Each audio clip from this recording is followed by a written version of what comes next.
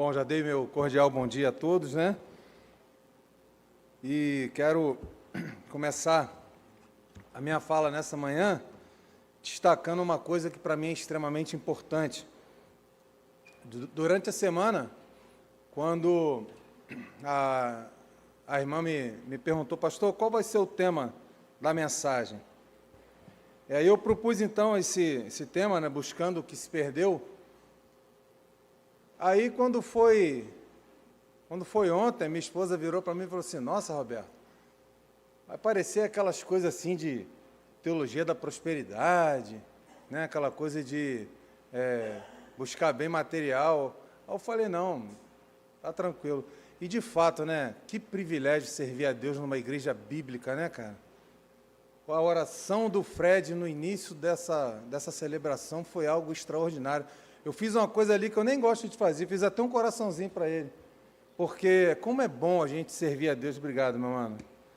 Servir a Deus numa igreja bíblica que entende o conteúdo daquilo, né, que Deus tem de fato para nós. Como é bom isso, cara.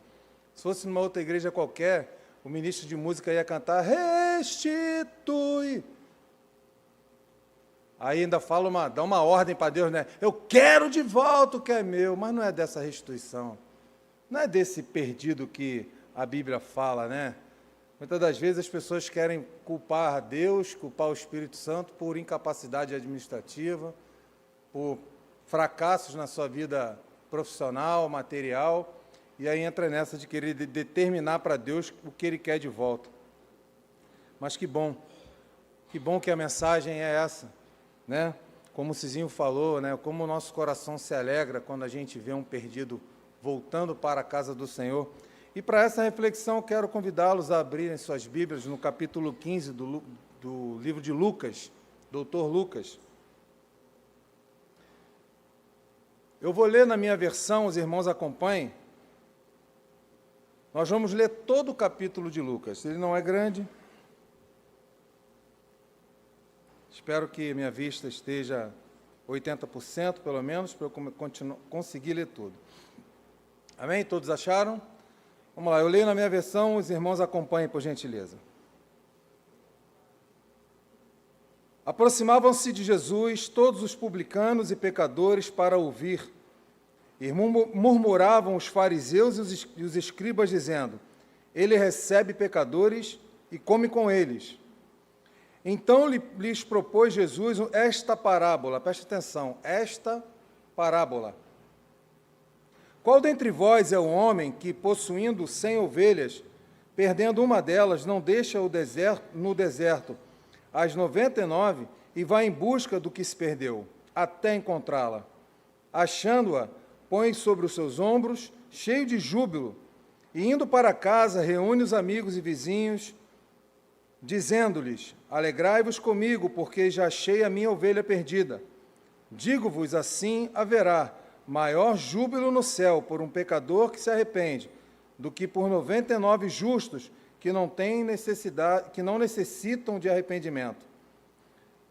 Ou, qual é a mulher que, tendo 10 dracmas, se perder uma, não acende a candeia, vai à casa e a procura diligentemente até encontrá-la?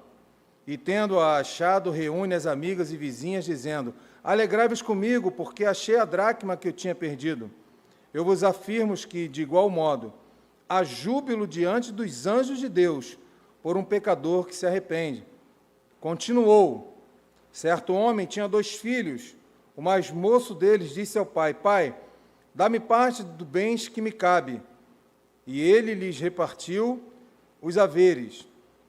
Passados não muitos dias, o filho mais moço, ajuntando tudo que era seu, partiu para uma terra distante e lá dissipou todos os seus bens, vivendo dissolutamente. Depois de ter consumido tudo, sobreveio àquele país uma grande fome e ele começou a passar necessidade. Então ele foi e se agregou a um dos cidadãos daquela terra, e este mandou para os seus campos aguardar porcos. Ali desejava ele fartar-se das alfarrobas que os porcos comiam, mas ninguém lhe dava nada. Então, caindo em si, disse, quantos trabalhadores de meu pai tem pão com fartura, e eu aqui morro de fome. Levantar-me-ei e irei ter com meu pai, e lhe direi: Pai, pequei contra o céu e diante de ti, já não sou digno de ser chamado teu filho, trata-me como um dos teus trabalhadores. E levantando-se, foi para seu pai. Vinha ele ainda longe, quando o pai o avistou e, compadecido dele, correndo, o abraçou e o beijou. E o filho disse: Pai, pequei contra o céu e diante de ti, já não sou digno de ser chamado teu filho. O pai, porém, disse aos seus servos: Trazei depressa a melhor roupa, vestiu, põe-lhe um anel no dedo e sandálias nos pés. Trazei também e matai um novilho cevado. Comamos e regozijamos, porque este meu filho estava morto e reviveu, estava perdido e foi achado. E começaram a regozijar-se. Ora, o filho mais velho estivera no campo, e quando voltava, ao aproximar-se de casa, ouviu a música e as danças. Chamou um dos criados e perguntou-lhe o que era aquilo. E aquele afirmou: Veio teu irmão, e teu pai mandou matar o novilho cevado, porque o recuperou com saúde.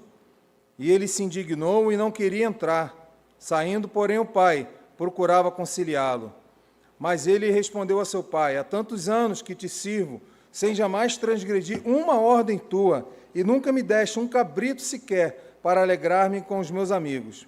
Vindo, porém, este teu filho, que desperdiçou os teus bens com meretrizes, tu mandaste matar para ele um novilho cevado. Então lhe respondeu o pai: Meu filho, tu sempre estás comigo, tudo que é meu é teu. Entretanto, era preciso que nos regozijássemos e nos alegrássemos, porque este teu irmão estava morto e reviveu, estava perdido e foi achado. Vamos orar mais uma vez? Pai, muito obrigado a Deus. Mais uma vez, temos a oportunidade de ler esta tua palavra, Deus, a palavra que tu guardou, ó Deus, para que chegasse hoje aos nossos corações de forma inerrante, incorruptível. E esta palavra, Deus, nos confronta, essa palavra nos ensina a amar vidas, essa palavra nos ensina a nos alegrar com aqueles que estão perdidos e retornam para os caminhos do Senhor. E também, ó Deus, essa palavra nos ensina que devemos, ó Deus, colocarmos à disposição do Teu reino para buscar essas vidas. Ó Pai, que os meus pecados, ó Deus, os meus erros não sejam um empecilho para a pregação do Teu Evangelho. Ó Deus, que o Teu Espírito Santo possa iluminar-me neste momento, que tudo, ó Pai, que sair dos meus lábios possa vir do Teu coração diretamente para o coração da Tua igreja, ó Deus, que eu seja apenas um instrumento nas Tuas mãos, porque a honra é Tua, a glória é Tua e o louvor é o Teu nome. Oramos assim, ó Deus, pedindo, ó Pai, que Tu nos alimente nesta manhã, em o nome de Jesus. Amém. Amém.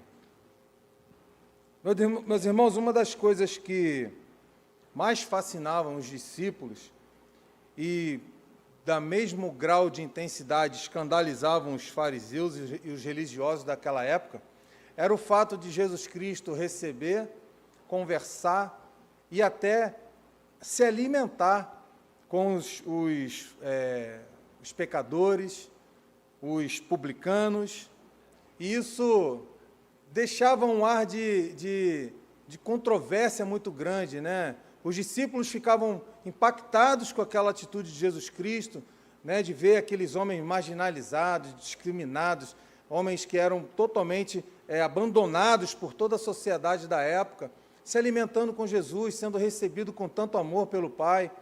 Ao mesmo tempo, aqueles homens fariseus se achavam doutores da lei, acima de qualquer pecado, eles se escandalizavam com aquilo, porque não era comum para um judeu receber publicano e pecadores da forma como Jesus e seus discípulos faziam. Isso gerava um escândalo muito grande, né? O nome publicanos, só para a gente poder ilustrar, né, eram funcionários públicos, na grande maioria deles, aqui que a Bíblia se refere, são os cobradores de impostos, né? Eles cobravam altos impostos para o governo romano, e isso gerava uma certa ira dos judeus, né, do povo daquela época, porque os impostos nem sempre eram justos, e aquilo era uma coisa que irritava, que deixavam eles totalmente transtornados, e eram motivo de muitas dissoluções, de muitas brigas. E os pecadores, o nome já diz, né? Eram pessoas marginalizadas, eram pessoas que não tinham nenhum favor da sociedade, não tinham nenhum favor dos governos, eles viviam totalmente à margem da sociedade. Muitos deles, durante muitos dias, não tinham nem do que se alimentar, eles não tinham do que comer, eram pessoas completamente esquecidas, né? E Jesus, ao contrário dos fariseus, ele se aproximava dessas pessoas. Ele procurava trazer palavras que pudessem trazer um alívio, que pudesse fazer com que aquelas pessoas se sentissem amadas por Deus, né? Enquanto os fariseus e os legalistas e os escribas eram legalistas, traziam mensagens com o peso da lei, praticamente lançando aquelas pessoas no inferno, Jesus ele trazia palavras de amor, palavras de acolhimento, palavra que confrontava o pecado. Temos diversos versículos na Bíblia de Jesus confrontando o pecado das pessoas, mas era uma mensagem de esperança, uma mensagem de amor, uma mensagem que acolhia. Então, quando essas pessoas viam Jesus Cristo, elas tentavam se aproximar de Jesus Cristo, e automaticamente os fariseus que perseguiam Jesus, eles começavam a murmurar, eles começavam a tramar entre eles, eles ficavam horrorizados com aquilo. Veja só o que está escrito no verso 2, e murmuravam os fariseus e os escribas, dizendo, este recebe pecadores e come com eles. Na concepção da época, para aquela sociedade da época, falar com um pecador, falar com um gentil, já era algo absurdo, já era algo fora da caixinha, ainda mais sentar na mesma mesa, porque o gentil normalmente ele não tinha os padrões de asseio, de limpeza, muito menos os padrões espirituais que os judeus se julgavam ter. E sentar na mesa com um pecador era algo extremamente absurdo. Isso, então, trazia essa inquietação, aumentava o ódio dos judeus e dos fariseus em relação a Jesus Cristo. Jesus, ele já havia dito, né, ele já vinha dizendo justamente que ele não veio para aqueles que se achavam salvos. Né, nós lemos aqui agora há pouco um versículo que está em Mateus, Jesus disse, olha, eu não vim para os sãos, eu vim para os doentes, eu vim para aqueles que precisam de ajuda, eu vim para aqueles que carecem de uma palavra de amor, carecem ser acolhidos, mas com aqueles que se faziam santarrões, que achavam que era melhor que os outros, Jesus, ele não tinha conversa. E aqui, nesse texto que nós lemos, Jesus está exatamente confrontando esses fariseus religiosos, né? Ele, então, responde às acusações, às murmurações dos fariseus, lançando esta parábola. E por que eu frisei aqui, então lhe propôs Jesus esta parábola, como está no verso 3? Nós temos aqui 3 histórias, porém a parábola é uma. Propôs Jesus uma parábola, ou esta parábola em algumas traduções. Porque essas 3 histórias, elas não podem ser lidas, interpretadas de formas separadas. Elas são intrínsecas, elas se relacionam entre si.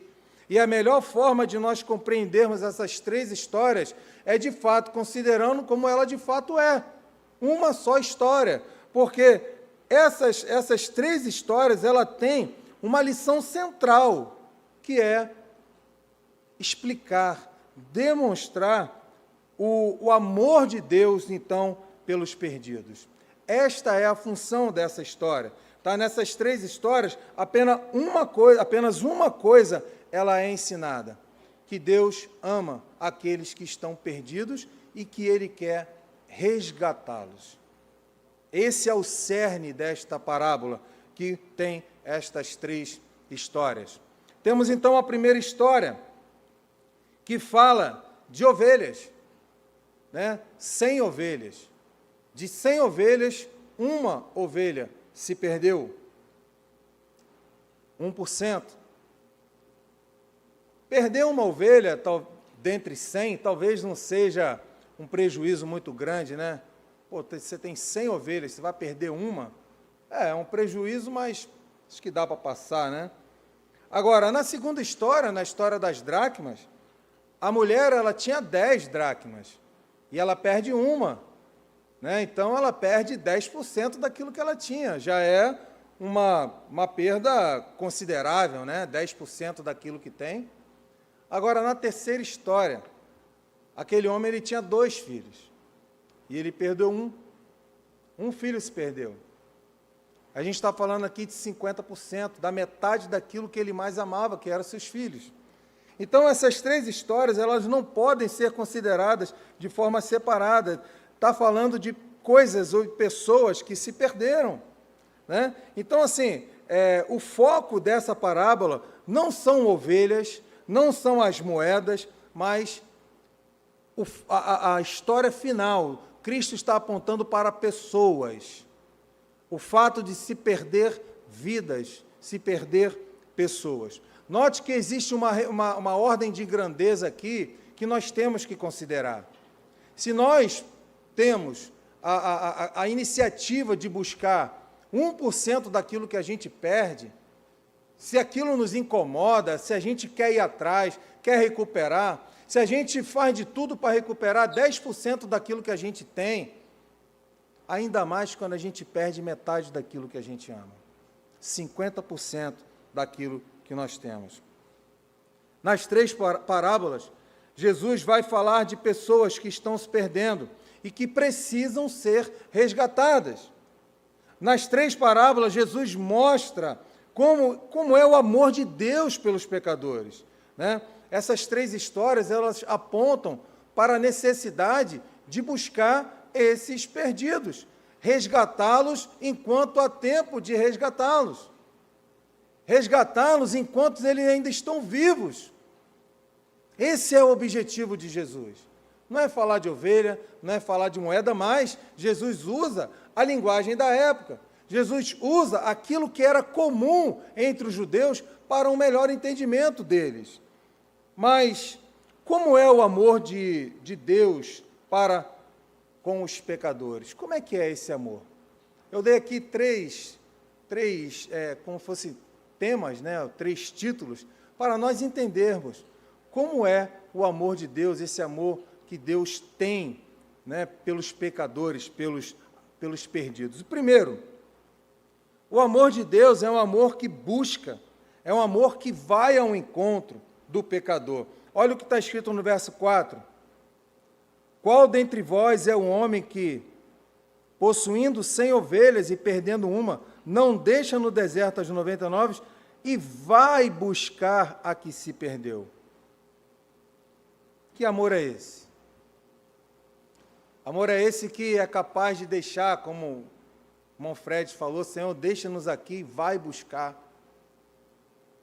Essa semana foi muito curioso que eu, estudando sobre esse tema, estudando sobre essa lição, eu me deparei na rede social com um parente que havia colocado esse versículo. Falei, caramba, curioso, né? E uma pessoa fez um seguinte comentário, Jesus sacrificou as 99 para ir buscar uma. Será que ele está certo? Aí eu pensei, contei até 10, falei, não vou responder não vou falar nada, eu vou falar. Falei, querido, vê-se que você não entende nada da cultura judaica, você não sabe como era o tratamento dos pastores em relação às ovelhas.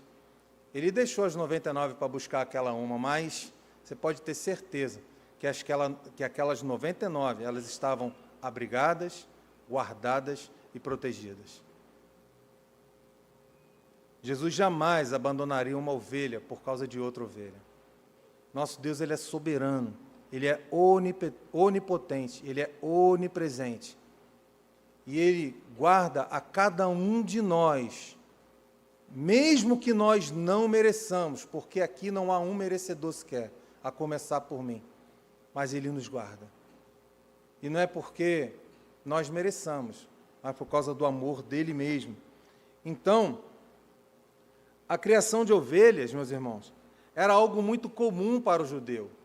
Era muito comum, ali tinham diversos pastores, com diversos rebanhos. Jesus está falando uma coisa que para eles era extremamente peculiar, uma coisa que eles se identificavam.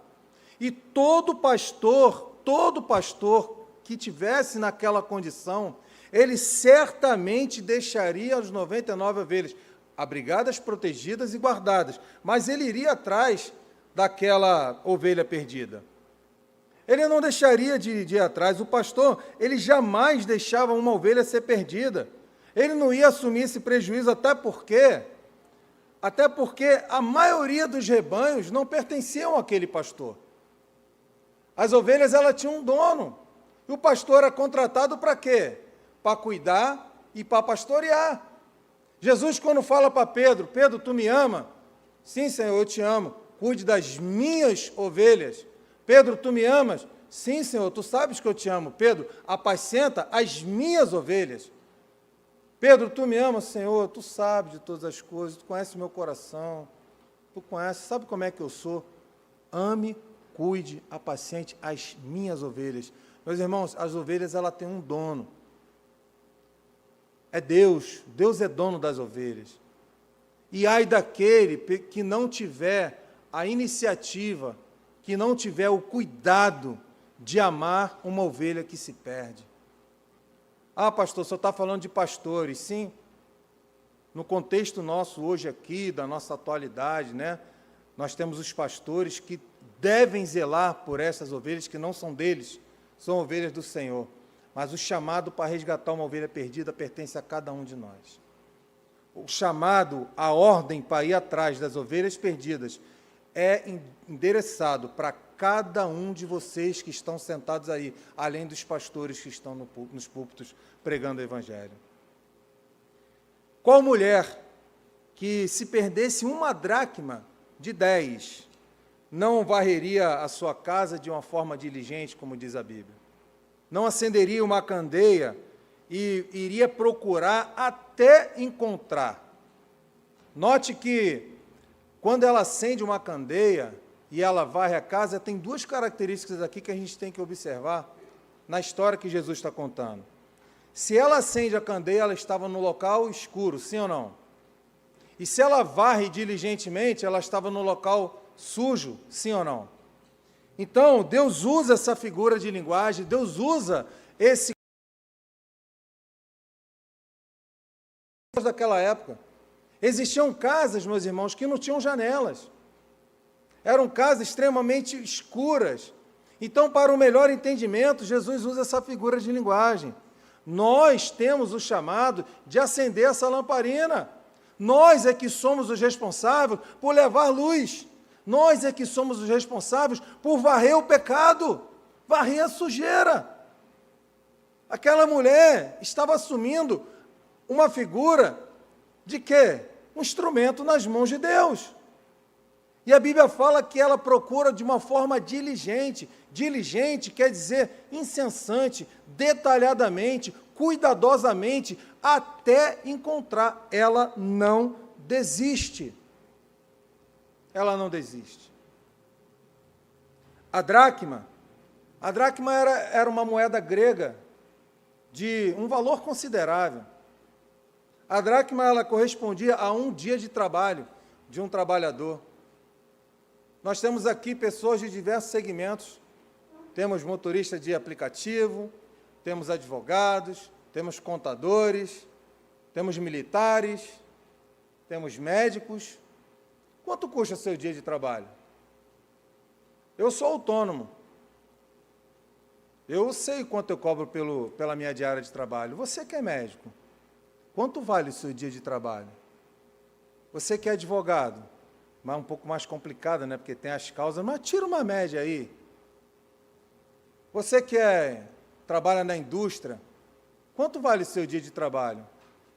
Mas vamos pegar uma média por baixo aí, vamos supor que o dia de um trabalhador, considerado comum, seja R$150. Aquela mulher tinha nas mãos dela, para uma pessoa pobre, uma casa que não tinha nem janela, que talvez o chão fosse até de barro batido, ela tinha, se hoje uma média foi R$150, vamos supor, ela tinha R$1.500 na mão dela, e ela perde R$150. A nossa maior moeda, ela vale R$1, mas aquela moeda valia muito mais do que isso. E aquela mulher, ela tinha o equivalente a 10 dias de trabalho completamente perdido. E ela então busca até encontrar. A moeda, ela apareceu mesmo em meio à escuridão, mesmo em meio à sujeira, porque aquela mulher não desistiu da moeda, ela foi até encontrar. Notemos, os fariseus, eles estão murmurando, porque Deus junta pecadores, Jesus junta pecadores e os publicanos, e Jesus está nos mostrando o quão importantes são essas vidas, independente do que eles sejam. Nós temos que amá-los, independente de como sejam.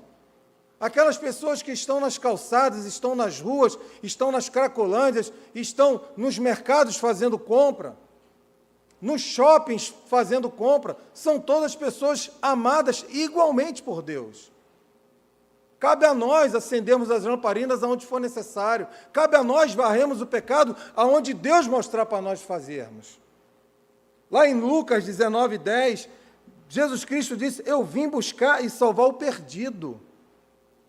E o perdido, ele pode estar no deserto, ele pode estar no campo, ele pode estar no shopping, ele pode estar numa calçada, ele pode estar do seu lado, na sua casa, na condução. O perdido está em todo lugar. O perdido está aí, ó. O mundo está nas mãos do maligno. O perdido está em todo lugar. Marcos 2,17, Jesus diz, os sãos não precisam de médico, e sim os doentes. Não vim chamar justos, mas eu vim chamar pecadores. Nós temos que lembrar que esse chamado não é para nós uma obrigação. Manos, coloquem isso na cabeça de vocês, esse chamado é um privilégio. Ser um pastor que busca uma ovelha perdida, ser uma mulher, dona de casa, simples, humilde, que procura uma dracma perdida, hoje, no nosso contexto, é um privilégio, porque como a irmã Silvane falou, querido, se você não fizer, o reino não vai parar. Se você não se sentir chamado, se você não arregaçar a manga e falar, cara, eu vou me doar um pouquinho para esse reino, você pensa que o reino vai parar por sua causa, querido? Você acredita mesmo nessa mensagem que tem sido pregada aí, que você é o centro da vontade de Deus, que as coisas acontecem por sua causa, que você é ouro de Ofir, que você olha no espelho e você é Deus? Balela, furada. O reino de Deus não para se você parar. O reino de Deus não para de avançar se você cruzar o braço. Deus vai fazer, independente de você, independente de mim. Ele vai fazer, e sabe quem vai perder o rico privilégio? É aquele que cruzar o braço. Porque Deus vai fazer, independente das nossas vontades e da nossa mordomia, Ele vai fazer. Então, o amor de Deus, em primeiro lugar, é um amor que busca, mas também, em segundo lugar, ele é um amor que traz. Veja bem, Deus busca a ovelha perdida, Deus busca, procura a dracma perdida, e agora, Deus, então, ele toca no coração do filho que se arrependeu, ele toca no coração daquele filho que está lá no mundão, que está lá perdidaço. O Espírito Santo vai lá, incomoda ele. Deus, ele vai conduzindo a história daquele homem. Deus vai proporcionando situações para que ele, então, se veja numa situação de completa humilhação. Completa humilhação. Então, Deus toca no coração dele, ele percebe a grande besteira que ele fez. Então, ele volta para o Pai. No verso 5, a gente vê, achando-a, põe nos seus ombros, cheio de júbilo. Eu quero destacar aqui a forma como um pastor, ele se alegra com o retorno da ovelha. Quem aqui já viu uma imagem do pastorzinho com uma ovelha no ombro? Quem já viu? Acho que todo mundo já viu, né? Ele bota a ovelha no ombro, segura as patas, né? E ele vem caminhando com a ovelha. Agora, coloquem aí um sorriso no rosto desse pastor, Porque esse pastor ele está feliz com o retorno daquela ovelha, ele está trazendo a ovelha perdida em seus ombros, e aí, no verso 6 está escrito assim: alegrai-vos comigo, eu achei a ovelha. O comportamento da mulher não é diferente. A mulher, quando ela acha a dracma perdida, lá no verso 9, ela fala o seguinte, olha, minha vista está ruim. E tendo achado, reúne as amigas e vizinhas, dizendo: alegrai-vos comigo, porque eu achei a dracma que estava perdida.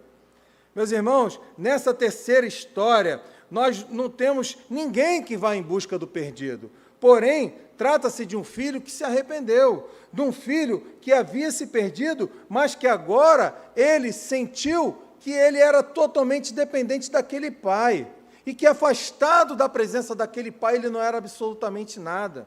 Então, ele havia escolhido se afastar, ele diligentemente decidiu ir embora, ele não se perdeu, porque, veja bem, a dracma, ela não escolheu se perder, ela se perdeu. A ovelha, talvez ela tivesse ali distraída, em determinado momento ela se perdeu. Nessa terceira história, o filho, ele decide se afastar, ele decide ir embora. Mas, como está escrito em Romanos, todas as coisas cooperam para o bem daqueles que amam a Deus. Deus foi causando situações, permitindo situações. Fome. Ele vai cuidar de porcos.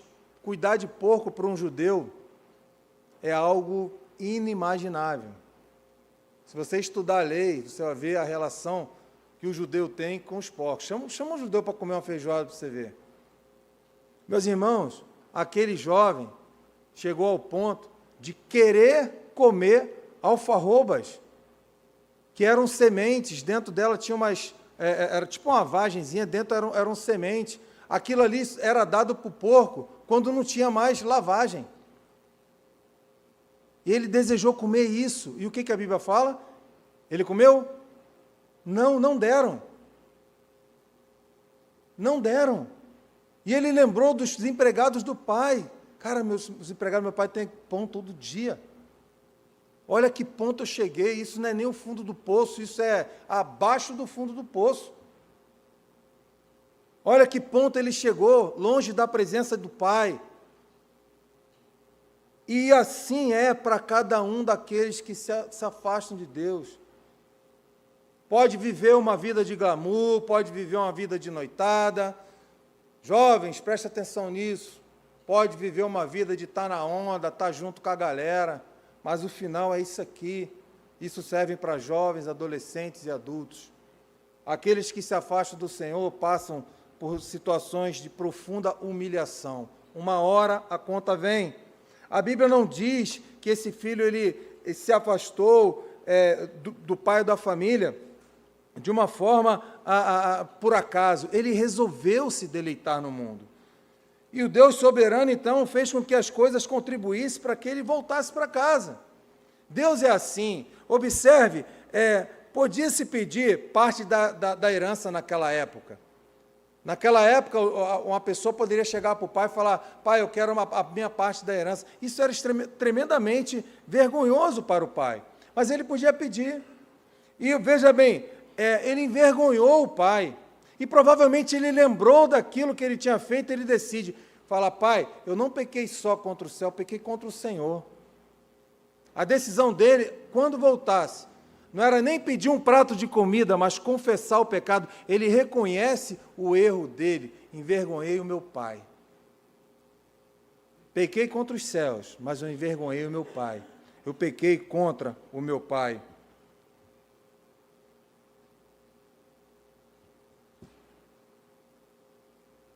Meus irmãos, esse jovem dessa história, ele passa todo tipo de necessidade e sufoco. Fome, cuidou de porcos, desejava comer como um porco. Ele está tremendamente humilhado.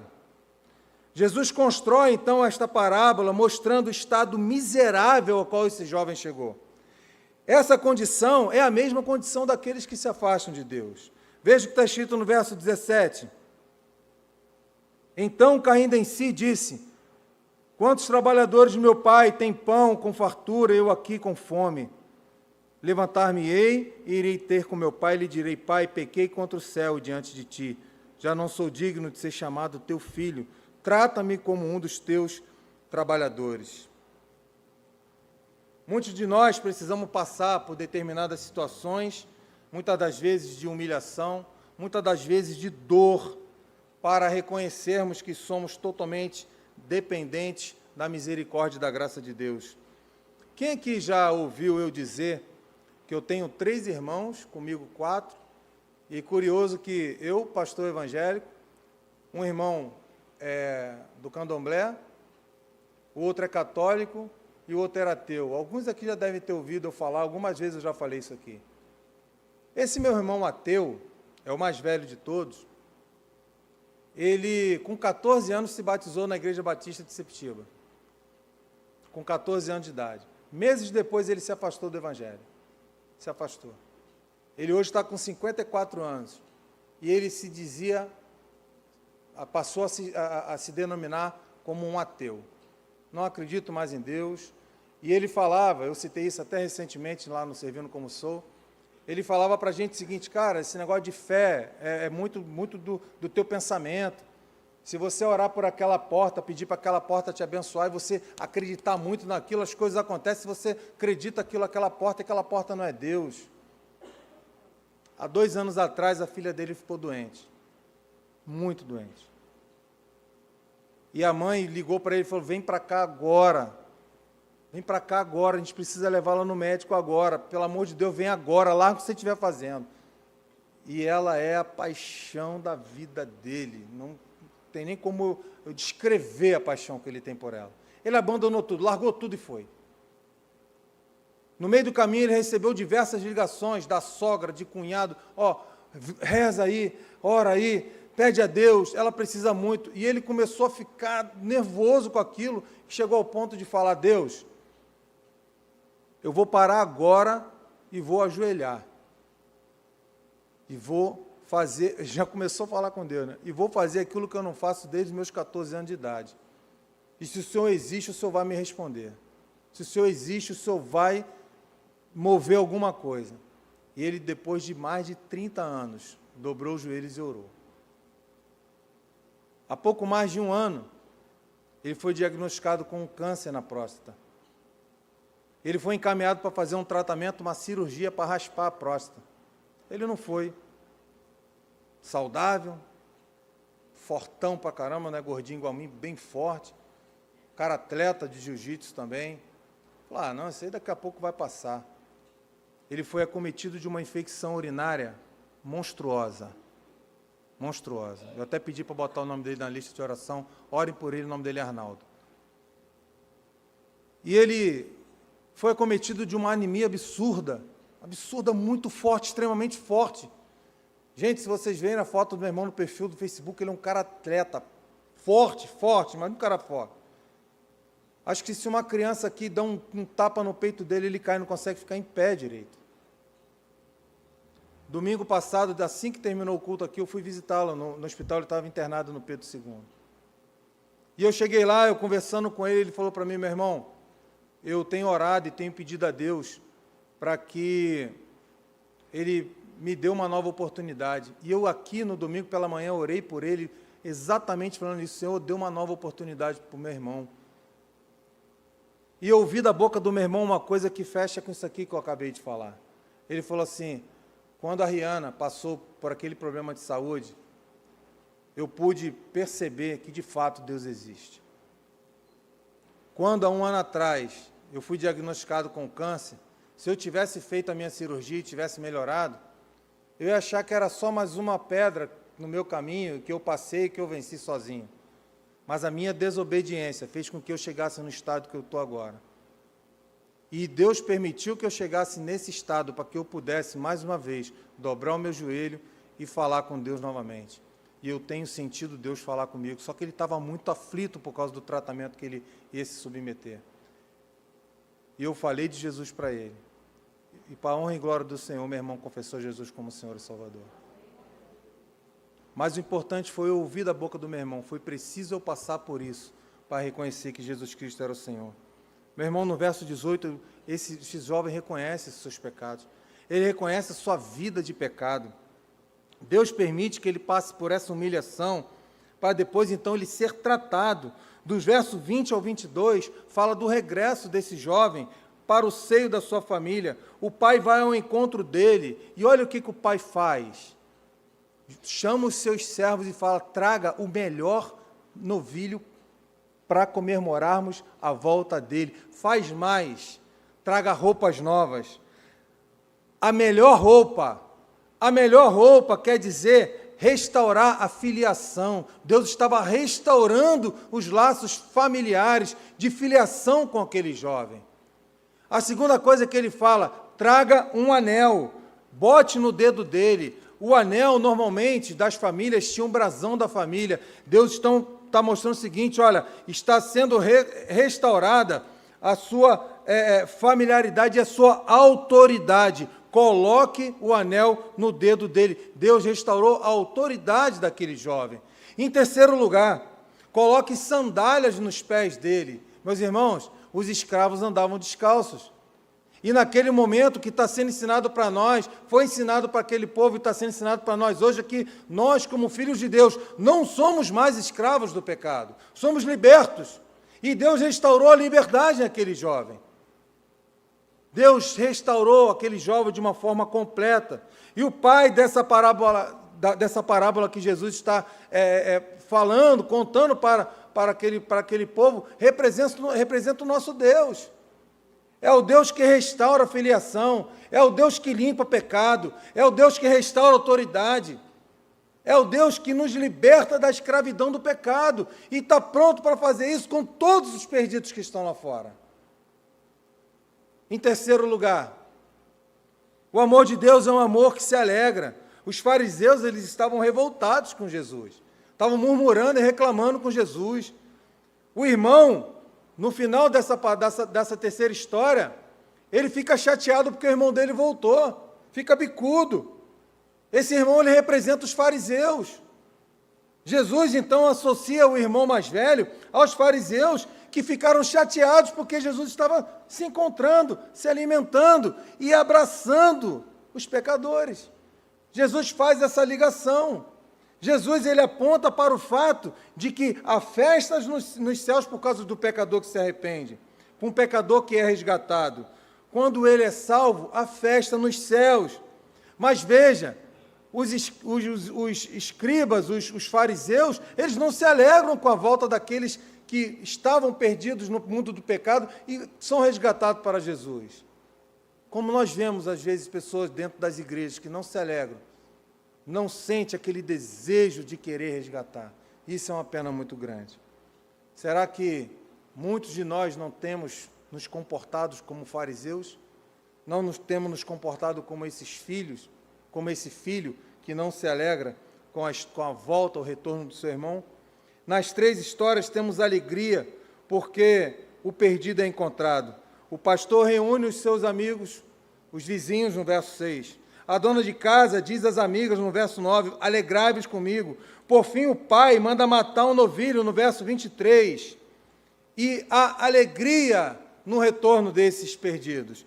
Jesus, então, ele sai da parábola, sai das histórias e vem para o mundo real. Ele fala, olha, a festa no céu, toda vez que um pecador se arrepende, a festa no céu, há júbilo de alegria, os anjos cantam em alegria quando o pecador se arrepende.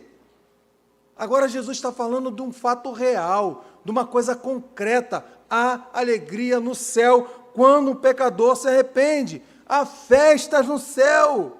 Olha o que está no verso 7, digo-vos que assim haverá maior júbilo no céu por um pecador que se arrepende do que por 99 justos que se acham os caras que não precisam se arrepender. Olha o que está no verso 10, eu vos afirmo que de igual modo há júbilo diante dos anjos de Deus por um pecador que se arrepende. Os anjos se alegram diante de Deus. Os anjos cantam e exaltam a Deus porque um pecador se arrependeu, voltou para os caminhos do Senhor. Afinal de contas, Deus é um Deus que ama. Deus que ama o seu filho que está afastado. Olha o que está escrito em Ezequiel 18, 23. Acaso tenho eu prazer na morte de um perverso? Diz o Senhor. Não! Desejo antes que ele se converta dos seus caminhos e viva. Deus é um Deus que quer resgatar o perdido. Nosso Deus é um Deus que se alegra com o pecador que se arrepende. Você pode passar num concurso público e ficar feliz. Você pode conseguir uma promoção no seu emprego e ficar feliz. Você pode alcançar aquele casamento que é uma bênção, viver e fazer a felicidade de alguém. Isso tudo honra e dignifica a Deus. Mas só há festa no céu quando um pecador se arrepende. Nada mais. Quando um pecador é resgatado, há festa no céu. Há festa no céu. Para concluir, eu já estou concluindo mesmo, o amor de Deus com os perdidos é um amor que busca, que traz de volta, e é um amor que se alegra. Que privilégio poder ser instrumento nas mãos de Deus para que esse mecanismo aconteça. Nós, como discípulos de Cristo, meus irmãos, nós não devemos nos espelhar nos fariseus. Talvez a palavra da irmã Silvânia aqui na frente, ela falou o seguinte: você tem obrigação de fazer. Eu aposto que teve gente que falou assim: Sim, nós temos a obrigação de sermos parecidos com Jesus. Nós temos a obrigação de amar vidas, de amar aqueles que estão perdidos, de contribuir para que eles retornem para a presença de Deus. Nós temos esse chamado, nós temos essa obrigação de sermos instrumento nas mãos de Deus. Somos sal, e se o sal não serve para nada, ele serve para ser pisado ou jogado fora. Ou quem aqui tem coragem de levantar a mão e dizer: eu não sou sal? Se tiver, me desculpe, mas você precisa mudar o seu conceito. Temos que mostrar um evangelho que confronta pecados, mas que também oferece salvação. É aquilo que a gente constantemente ouve do nosso pastor, o evangelho puro e simples. Nada de evangelho de prosperidade, nada de evangelho de confissão positiva, nada de evangelho de que você é o centro da atenção, egocentrismo nos púlpitos das igrejas. Cristo é o centro da mensagem, Cristo é o centro do evangelho.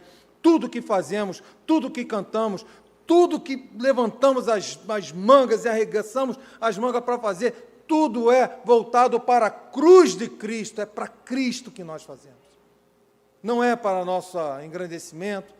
Eu não sou pastor de evangelismo porque eu quero ser visto, olha o pastor. Não, é para Cristo, é para o reino. Cizinho não é ministro de música para o pessoal falar: caramba, o cara é o cara. Não, ele louva, ele adora, ele dirige os coros, ele, meu querido Jéssica, eu falo que ele é o meu regente. Eles fazem isso por amor à obra, por amor ao evangelho. Os departamentos fazem isso porque querem parecer com Cristo, resgatar desde o pequenininho, como foi falado aqui por causa das crianças. Temos que ser, esse sim, o espelho de Jesus Cristo. Não que somos os caras, mas que botamos a cabeça na pedra, que não temos lugar para repousar, que trabalhamos diligentemente para resgatar essas vidas que estão perdidas. Esse é o verdadeiro espelho de ser um servo de Jesus. E buscar a glória somente para Ele, não para nós. Temos que viver um evangelho que seja sensível às pessoas que estão marginalizadas e esquecidas pelo mundo. Jesus, ele agia assim, temos que agir assim também, porque senão não seremos cristãos, pequenos cristos, seremos mais um bando, mais um grupo, mas nada além disso. Lembremos do que realmente gera alegria no céu, que é o arrependimento e a conversão do pecador, que é o arrependimento e a volta para casa daqueles que estão perdidos. Agora a pergunta que não quer calar é: quantas festas no céu cada um de nós, a começar em mim, temos proporcionado? Quantas festas no céu você pode olhar e falar: poxa, eu contribuí para essa festa, cara. Isso não é honra para si não, tá? Isso é satisfação, isso é privilégio de trabalhar na obra. Quantas festas eu e você podemos dizer que contribuímos para que acontecesse? Na primeira palavra, na primeira história, Deus usou então um pastor, Na segunda história, Deus usa uma mulher simples.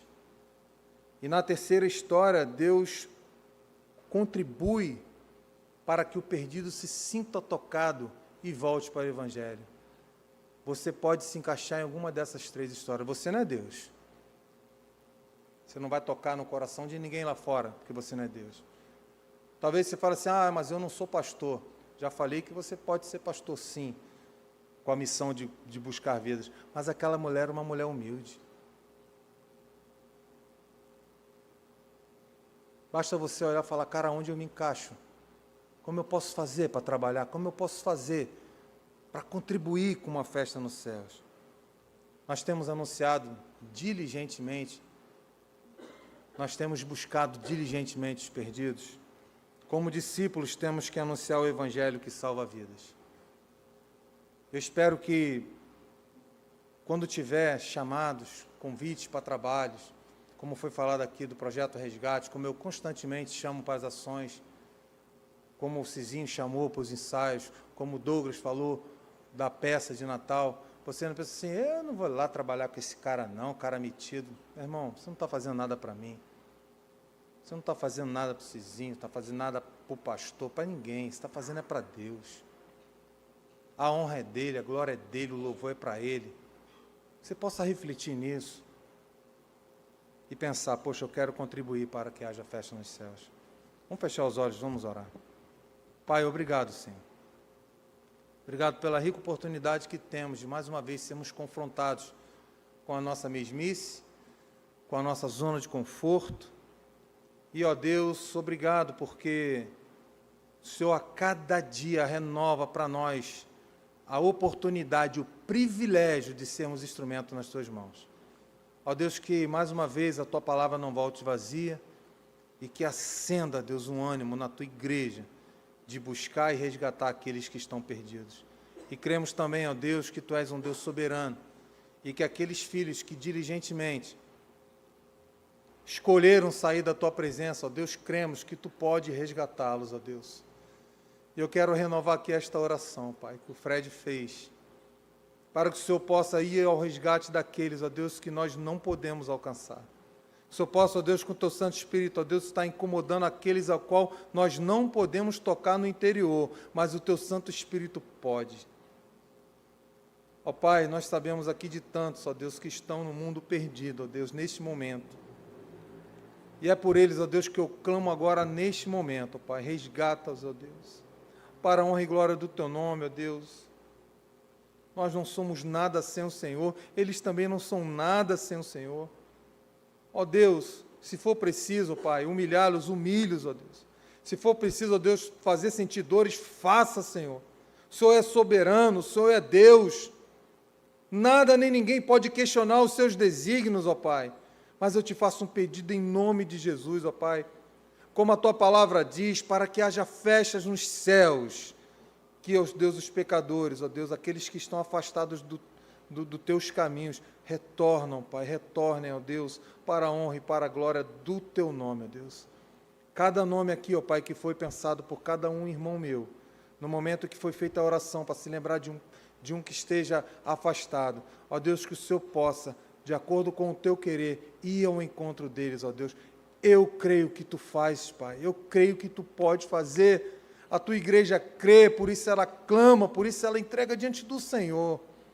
Pai, que nós possamos nos incomodar com os perdidos, ó Deus, e pensarmos que é um rico privilégio trabalharmos para o Seu reino. Coloca isso no nosso coração, Deus.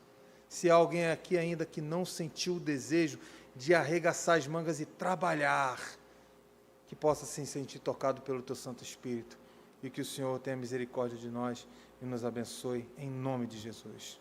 Amém. Amém.